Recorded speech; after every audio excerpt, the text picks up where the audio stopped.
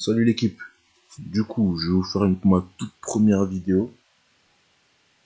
Donc, comme première vidéo, une vidéo, ce sera un breakdown dans lequel du coup je vais vous présenter une opportunité que j'ai prise la semaine dernière sur GBP USD. C'était un achat, un très bel achat justement.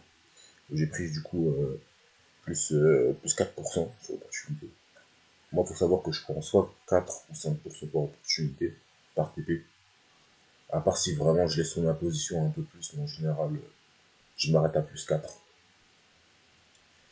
Donc, d'abord, du coup, ce que je vais faire, c'est que je vais vous présenter l'opportunité, mais je vais vous montrer du coup un peu le processus dans lequel je suis passé pour en arriver à l'opportunité. Et pour que vous puissiez comprendre du coup mon processus et puis du coup ma manière d'analyser les marchés. C'est très important. Et ce que je vais faire aussi, enfin sur cette chaîne-là, vu que vous ne connaissez pas encore, c'est que je vais m'efforcer à être le plus transparent possible. Parce que c'est vrai que c'est l'industrie où du coup c'est très biaisé, c'est compliqué justement de pouvoir savoir qui est qui fait quoi, etc. Donc moi, je vais vraiment essayer d'être le plus transparent possible avec vous. Et puis, vous me direz en commentaire qu'est-ce que vous en pensez, qu'est-ce que vous voulez, etc. Bon, sans plus tarder, du coup, là, parce que je vais voir ce que je vais vous présenter l'opportunité. Et puis, de toute façon, je reviendrai sur d'autres vidéos où vous me présenterez un peu plus qui je suis, qu'est-ce qui je suis, etc. Alors, du coup, déjà, moi, lorsque je commence à analyser, je fais toujours une top-down analysis. Alors, top-down analysis.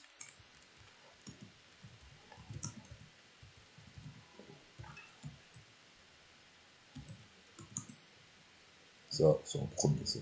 Déjà, pour commencer. Voilà.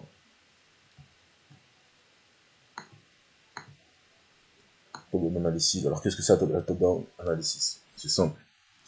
C'est le fait d'analyser, du coup, une devise ou un actif de la plus grande time frame que vous utilisez à la plus petite time frame, c'est-à-dire la time frame d'entrée. Alors, pour moi, en ce qui me concerne, pour moi, la plus grande time frame, c'est le daily que j'utilise. C'est vraiment pour voir la tendance de fond, donc baissier ou haussier. Vraiment, globalement, quoi. C'est très rapide. Jusqu'à au fur et à mesure, du coup je descends en time frame jusqu'au M15 parce que le M15 du coup c'est ma time frame d'entrée, je suis pas plus bas que le M15, donc du daily au M15. On va faire ça. Daily, daily M15. Hop là. Je pense que je mets ça en 18, en même temps c'est voilà.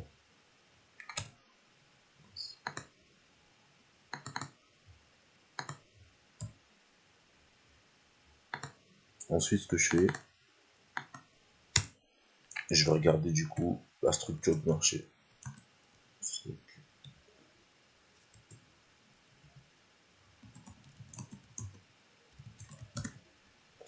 Ça c'est très important parce qu'en fait, sans la structure de marché, vous ne pourrez jamais comprendre ce qui se passe sur le marché. Si le marché est haussier, s'il est baissier, le contexte, la liquidité, enfin vous ne pourrez jamais comprendre.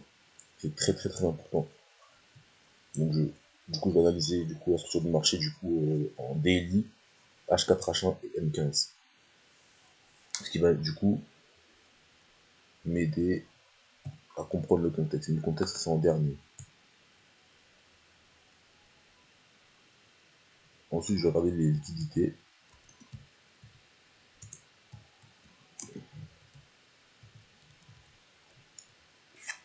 Et en dernier, le fait d'avoir fait une méthode d'analysis, d'avoir compris la structure du marché et la liquidité, ça va me permettre de comprendre le contexte. Et si je comprends le contexte, je pourrais formuler du coup justement d'opportunités avec un setup. Si justement j'ai mes confirmations pour mon entrée.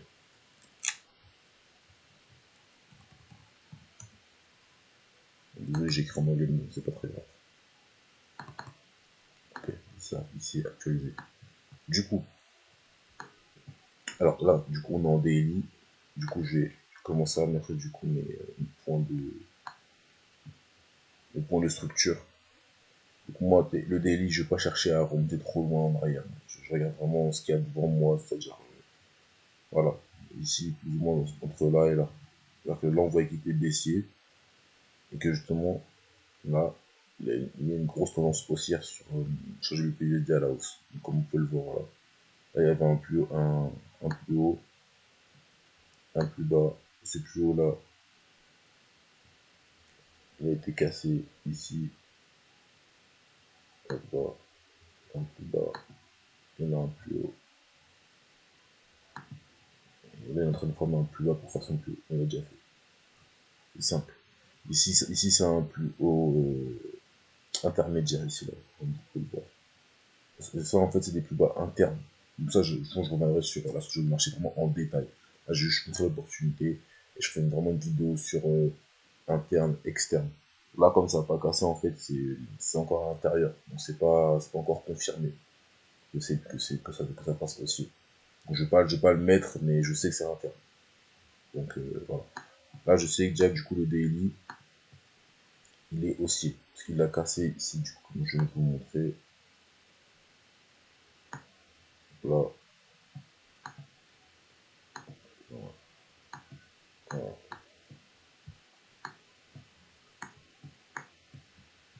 Donc le daily est haussier. Retenez bien daily haussier. Regardez ce qui se passe du coup en H4. Alors du coup en H4. Pareil, on voit que le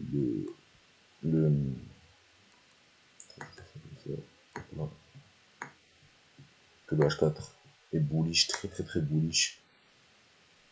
Pareil, vu que l'opportunité c'était le 27 mars, je ne vais pas m'attarder sur ce qui se passait avant ici. Mais on voit que c'est bullish, on voit que c'est haussier. Tout monte. Voilà, ça monte. Donc le H4 est aussi haussier.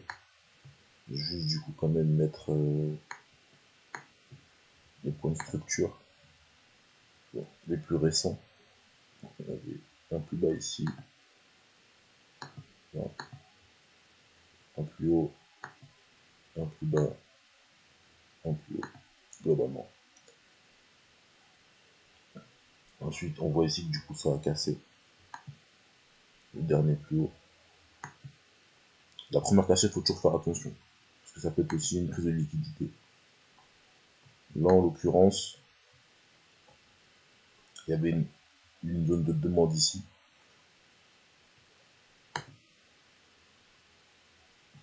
Une zone de demande juste ici.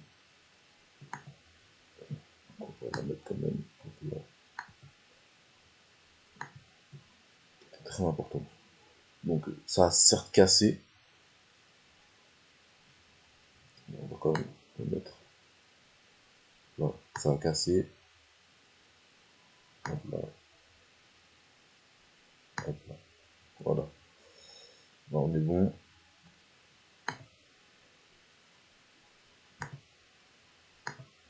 Hop là. Donc, ce qu'il faut savoir du coup, c'est que voilà, ça a certes cassé, mais en fait la première cassure ne détermine pas le fait qu'on soit en tendance. C'est à partir de la deuxième cassure où il n'y a plus de probabilité qu'on soit en tendance. Du coup, ce qui se passe, c'est que l'on voit du coup le H4, il est haussier, qui repasse potentiellement baissier. Il faut savoir qu'il y avait une zone de demande ici. Vous appelez support, résistance, supply, demande, c'est comme vous voulez, on s'en fiche. Ce que vous préférez, moi je dis demande, vous pouvez dire aussi du coup support. Voilà. C'est-à-dire que même si ici ça a cassé une deuxième fois, certes, mais ça reste encore dans la zone de ma demande. Donc la zone où justement les acheteurs rentrent en jeu. Donc il y a toujours une potentielle, même si ça aurait cassé une troisième fois, mais ça reste encore dans ma zone de demande, c'est qu'il y a encore une potentielle chance que les acheteurs prennent, enfin dominent, prennent la place. Donc du coup, je me cassure, mais ça peut être... donc, je vais mettre en liquidité. Voilà. Parce qu'on n'est pas sûr encore. Du coup, qu'est-ce qui se passe?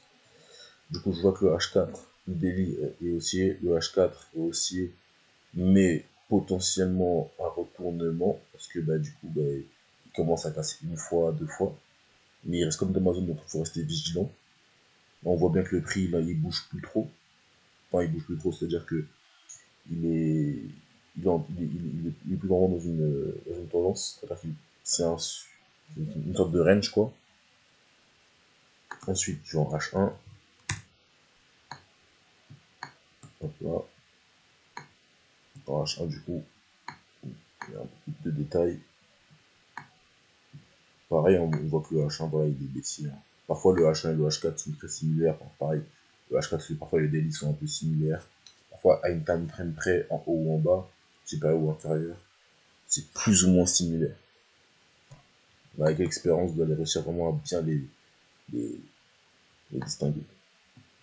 Du coup, voilà, le H1, on voit bien qu'il fait des plus bas, des, des bas de plus en plus bas. Donc, voilà, ça reste pareil. On n'est pas besoin de faire grand chose. Par contre, ce qu'on va faire, c'est que du coup, on va quand même regarder la liquidité. Parce qu'on voit bien qu'elle a du coup, ici, le prix nous a laissé de la liquidité ici. Hop là, de la liquidité. Pareil, on voit que le prix, ici, nous laisse de la liquidité. Ça, c'est une liquidité future, potentiellement. On n'est pas encore au courant que, voilà. Là, c'est la liquidité que du coup le H1 est venu prendre. Donc, comme ça. Voilà, ça a été pris ici. Donc là, donc voilà. Là, du coup, on a fini avec le daily H4, H1, globalement. Donc moi, il faut savoir que du coup, déjà, je trade les sessions. Donc, session de Londres, session de New York. Je trade 2 heures par session. 2 heures session de Londres, 2 heures session de New York. Je reviendrai encore en détail sur les horaires, comment je trade en détail. Du coup, maintenant, je vais en M15.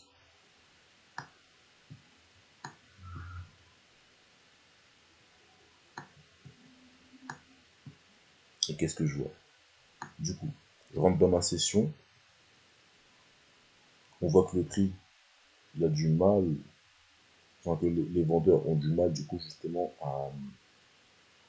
à casser, du coup, la supply, la demande, excusez-moi, ou le support, comme vous voulez.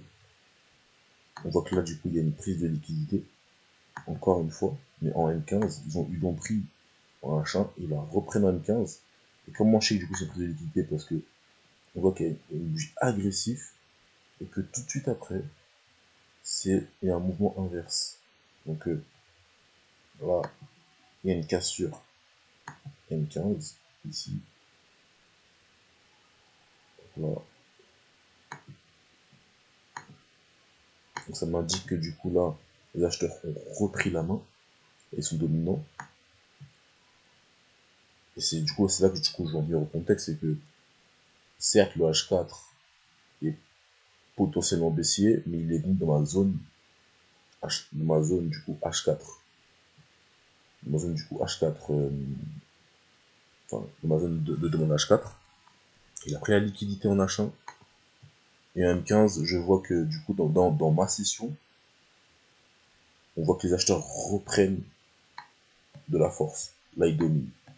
Et ils prennent de la liquidité et ils cassent la structure de marché. Dès qu'il y a une structure de marché cassée, ça montre la force, la dominance d'un parti, donc c'est-à-dire l'acheteur ou vendeur. Donc qu'est-ce que je vois? Moi, quand j'arrive dans ma session, qui commence à 9h du coup, pour que vous puissiez savoir, commence à 9h, je vois qu'il y a un gros mouvement bullish, enfin haussier. Ça retrace, ça prend un peu de liquidité ici. Donc là, il y a une liquidité qui a été prise. Hein.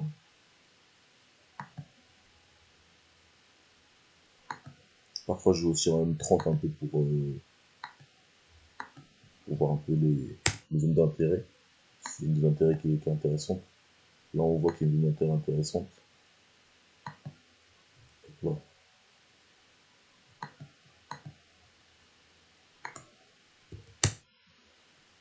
je ferai une vidéo aussi sur comment bien différencier les bonnes zones d'intérêt à forte probabilité. Du coup, là, je vois que du coup, bah, dans ma zone d'intérêt, bullish, le M15 est bullish, je suis dans une future tendance haussière et je vois qu'il y a une englobante. Englobante, je vois aussi un M15 que du coup, bon, j'ai la liquidité pareille, juste en haut. Donc en fait, du coup, voilà, là mon scénario il est en train de, au fur et à mesure de se concrétiser. Là, je prends mon temps pour bien vous expliquer, etc. Là, on voit au fur et à mesure que mon scénario il est de plus en plus réaliste. C'est-à-dire que du coup, j'ai de la liquidité en M15 haussier comme target. J'ai une prise de liquidité, j'ai une zone de demande dans laquelle le prix a bien réagi. J'ai une cassure de marché M15. Donc le M15 est de mon côté, sachant que en H1, faut que vous puissiez vous rappeler.